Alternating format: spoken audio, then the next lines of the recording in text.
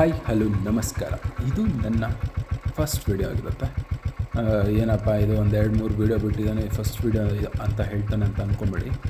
Already ಬಿಟ್ಟಿದ್ದೀನಿ, but ಅದಕ್ಕೆ ನಾನು ವಾಯ್ಸ್ ಕೊಟ್ಟಿರಲಿಲ್ಲ. ಯಾಕಪ್ಪ ಅಂದರೆ ಇಂಥ ಒಳ್ಳೆ ನೇಚರ್ ಇರೋ ಜಾಗದಲ್ಲಿ ಆ ಹಕ್ಕಿಗಳ ಸೌಂಡು, ಆ ಮರ ಗಿಡಗಳ ಸೌಂಡು ಮತ್ತು ಆ ನದಿ ಫ್ಲೋ ಆಗ್ತಿರೋ ಸೌಂಡ್ ಕೇಳಿಸ್ಕೊಳ್ಳಿ, ಅದನ್ನ ಫೀಲ್ ಮಾಡಲಿ ಅಂತ ಹಾಗೆ ಬಿಟ್ಟಿದ್ದೆ. ಈ ಥರ ಸೌಂಡು ಫೀಲ್ ಮಾಡೋಕ್ಕೆ ನಿಮಗೆಲ್ಲೂ ಸಿಗೋಲ್ಲ. ಸಿಟಿಲೆಲ್ಲ ಗೊತ್ತಲ್ಲ ನಿಮಗೆ, ಲಾರಿ ಸೌಂಡು ಬೆಳಗ್ಗೆ ಎದ್ರೆ ಏನೇನೋ ಸೌಂಡ್ಗಳು ಬರ್ತಾನೆ ಇರ್ತವೆ. ಹಾಗಾಗಿ ಈ ಥರ ಸೌಂಡ್ ನಿಮಗೆಲ್ಲೂ ಸಿಗೋಲ್ಲ. ಅದಕ್ಕೆ ನಾನು ಹಾಗೆ ಬಿಟ್ಟಿದ್ದೆ, ಈ ಸೌಂಡನ್ನ ಫೀಲ್ ಮಾಡಲಿ, ಆ ಹಕ್ಕಿ ಸೌಂಡು ಮತ್ತು ಆ ರಿವರ್ ಸೌಂಡೆಲ್ಲ ಕೇಳಿಸ್ಕೊಳ್ಳಿ, ಫೀಲ್ ಮಾಡಲಿ ಅಂತ ಹಾಗೆ ಬಿಟ್ಟಿದ್ದೆ. ಬಟ್ ಅದು ಎಷ್ಟೋ ಜನಕ್ಕೆ ಇಷ್ಟ ಆಗಿಲ್ಲ ಅನಿಸುತ್ತೆ. ಎಷ್ಟೋ ಜನಕ್ಕೆ ಇಷ್ಟ ಆಗಿರ್ಬೋದು, ಬಟ್ ನನ್ನ ಫ್ರೆಂಡ್ಸ್ಗಳೆಲ್ಲ ಕೇಳಿದ್ರು, ಯಾಕೋ ಈ ಥರ ವೀಡಿಯೋ ಮಾಡಿ ನಿನ್ನ ವಾಯ್ಸ್ ನಿಂಗೆ ಮಾತಾಡೋಕ್ಕಾಗಲ್ವಾ, ಮಾತಾಡೋಕ್ಕೆ ಬರೋಲ್ವಾ ಅಂತ ಎಲ್ಲ ತುಂಬ ಜನ ಫೋನ್ ಮಾಡಿ ಕೇಳಿದ್ರು. ಮಾತಾಡೋಕ್ಕೇನಿಲ್ಲ, ಮಾತಾಡ್ಬೋದು, ಬಟ್ ನನಗೆ ಆ ಯೋಚನೆ ಮಾಡಿದೆ ಈ ಥರ ಕೇಳಲಿ ಅಂತ. ಸುಳ್ಳು ಅನ್ನೋದಾದರೆ ಹಾಗೆ ನಾನೇ ಸೈಲೆಂಟ್ ಆಗಿಬಿಟ್ಟು ನಿಮಗೆ ಇವಾಗ ಕೇಳಿಬೇಕಾದ್ರೆ ಆ ಸೌಂಡೆಲ್ಲ ಕೇಳಿಸ್ಕೊಳ್ಳಿ, ಎಷ್ಟು ಚೆನ್ನಾಗಿರುತ್ತೆ.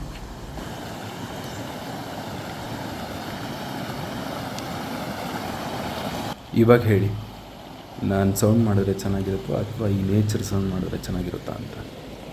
ಆ್ಯಕ್ಚುಲಿ ಅದು ನನಗೆ ಗೊತ್ತಿತ್ತು, ಅದಕ್ಕೋಸ್ಕರನೇ ಬಿಟ್ಟಿದ್ದೆ.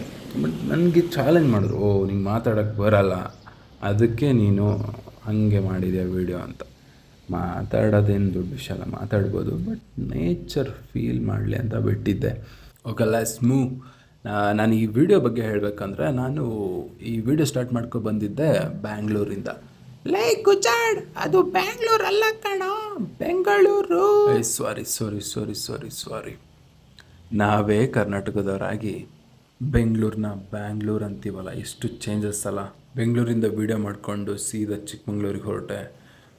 ಬೆಂಗಳೂರಿಂದ ಬಿಡೋಷ್ಟೊತ್ತಿಗೆ ಒಂದು 11 ಆಗಿತ್ತು, ಇಲ್ಲಿ ಬಂದು ತಲುಪೋಷ್ಟೊತ್ತಿಗೆ ಒಂದು 4 ಆಗಿತ್ತು. ಚಿಕ್ಕಮಂಗ್ಳೂರೇನು ಬೇರೆ ಊರಲ್ಲ, ಅದು ನಮ್ಮೂರೇ. ಇಲ್ಲಿಂದ ನಮ್ಮ ಮನೆ ಒಂದು 4 ಕಿಲೋಮೀಟ್ರ್ ಆಗುತ್ತೆ ಅಷ್ಟೇ.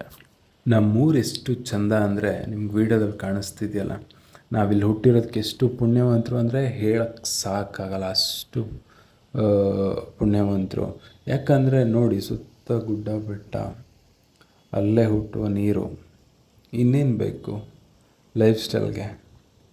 ಕಾಫಿ ತೋಟ ಎಲ್ಲ ದೇವರೇ ಕೊಟ್ಟಿದ್ದಾನೆ ನಮಗೆ.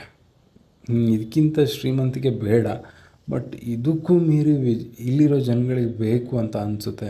ಯಾಕಂದರೆ ಎಲ್ಲ ಮಕ್ಕಳುಗಳನ್ನ ತೊಗೊಂಡೋಗಿ ಎಲ್ಲೆಲ್ಲೋ ಬಿಟ್ಟಿರ್ತಾರೆ, ಅವ್ರಿಗೆ ಏನೇನೋ ಮಾಡ್ತಿರ್ತಾರೆ. ಬಟ್ ಅವ್ರಿಗೆ ಗೊತ್ತಿಲ್ಲ, ಆಚೆ ಪ್ರಪಂಚನೇ ದೊಡ್ಡದು, ಅಲ್ಲಿರೋ ಇದೇ ಬೇಕು, ಇದೇ ರಿಚ್ ಲೈಫ್ ಅಂತ ಯಾರಿಗೂ ಗೊತ್ತಿಲ್ಲ. ಬೇರೆ ಏನೂ ಬೇಕು ಅಂತ ಓಡ್ತಾನೆ ಇದ್ದಾರೆ.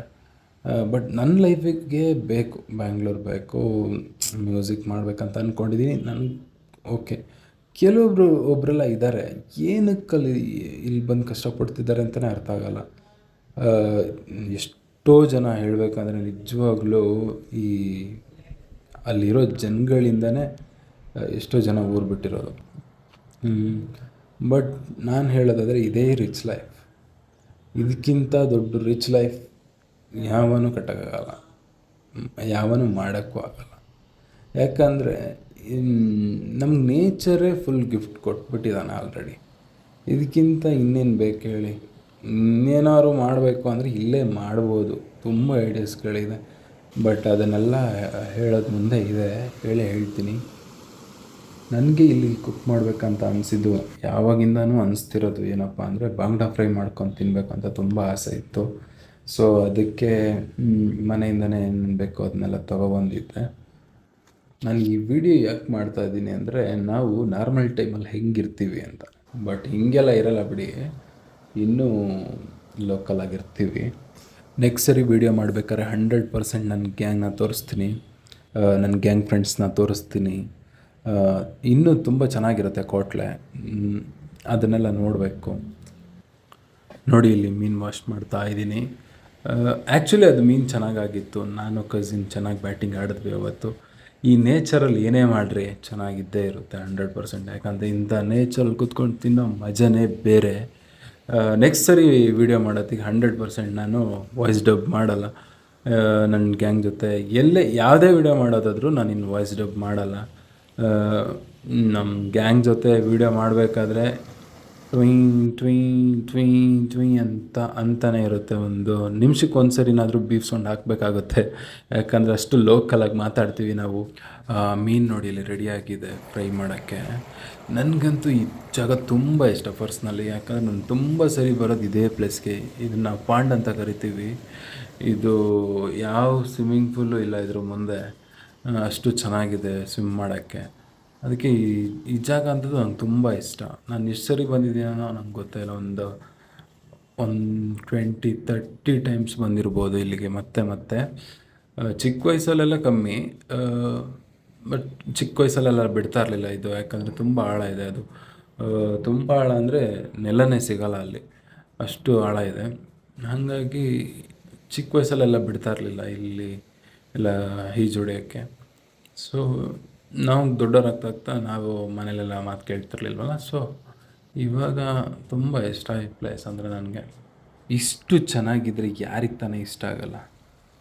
ನಂದು ಒಂದು ಇದು ರಿಚ್ ಲೈಫ್ ಯಾಕೆ ಬೇಕು ನನಗೆ, ಸ್ವಿಚ್ ಲೈಫ್ ನನಗೆ ಕೊಡುತ್ತಿದ್ದು ಮಚ್ ಲವ್. ಯಾರು ನಮ್ಮನ್ನ ಲವ್ ಮಾಡ್ತಾರೋ ಇಲ್ಲೋ, ಈ ನೇಚರ್ ನಮ್ಮನ್ನ ತುಂಬ ಲವ್ ಮಾಡುತ್ತೆ. ನಾವು ಅದಕ್ಕೆ ಅದನ್ನು ಕ್ಲೀನಾಗಿ ಇಟ್ಕೊಬೇಕು.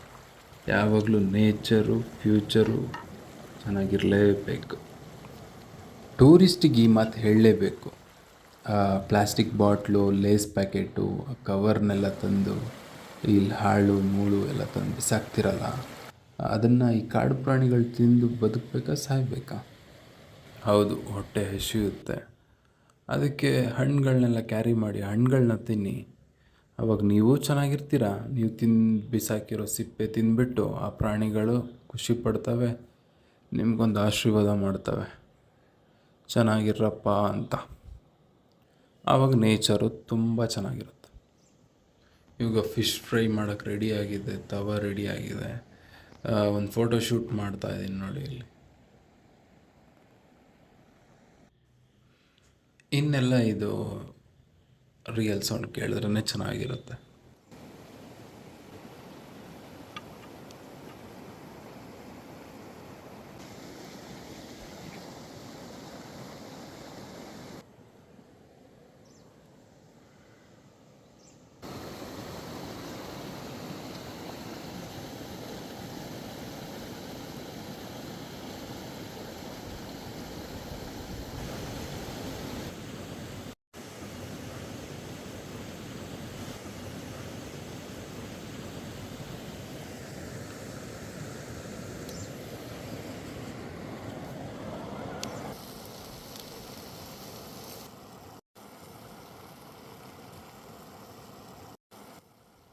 ಎಲ್ಲ ಫಿಶ್ನ ತವ ಮೇಲೆ ಹಾಕಿದ್ದೀನಿ, ಬೇಯ್ತಾ ಇರಲಿ ಅದು.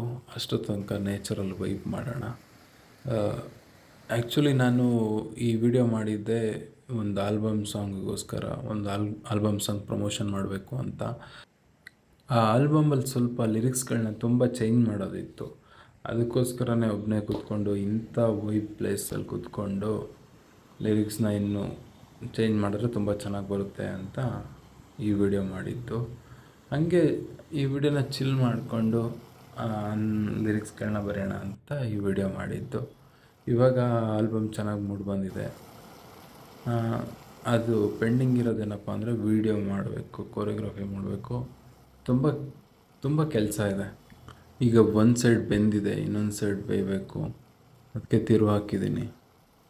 ಅಷ್ಟೋ ತನಕ ಒಂದು ಸಾಂಗ್ ಬರಿತಾ ವೈಪ್ ಮಾಡೋಣ ಅಂತ ಆ ಕಡೆ ಹೋಗಿ ಕೂತ್ಕೊಂಡು ಬರೆಯೋಕ್ಕೆ ಸ್ಟಾರ್ಟ್ ಮಾಡಿದೆ. ನನಗೆ ಈ ಬಯಲುದಾರಿ ಮೂವಿದು ಈ ಸಾಂಗ್ ಇಷ್ಟ. ಎಲ್ಲಿರುವೆ ಮನವ ಕಾಡುವರು ಬಸಿಯೇ, ಆ ಸಾಂಗ್ ಹಾಕ್ಕೊಂಡು ಇಂಥ ವೆದರಲ್ಲಿ ಸ್ಟಾರ್ಟ್ ಮಾಡಿದೆ.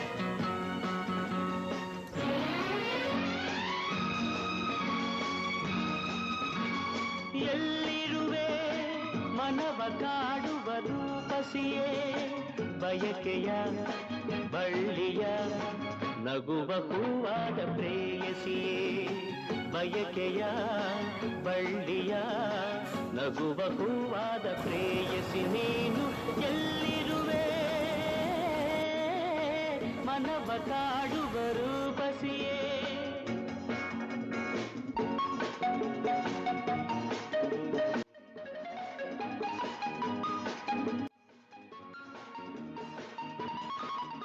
Fish already ಬೆಂದಿತ್ತು.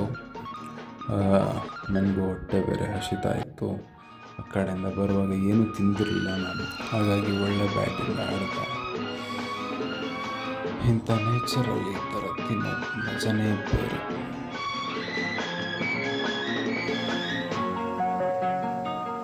ತೇಲುವ ಈ ಮೋಡದ ಮೇಲೆ ನೀನಿಂದ ಹಾಗಿದೆ ನಸು ನಗುತ್ತ ನಲಿ ನಲಿದು ನನ್ನ ಕೂಗಿದಂತಿದೆ